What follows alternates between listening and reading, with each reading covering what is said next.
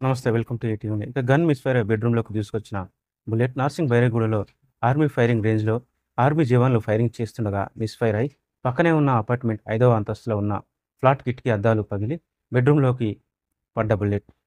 ఆ సమయంలో కిటికీ దగ్గర ఎవరూ లేకపోవడంతో తప్పిన పెను ప్రమాదం.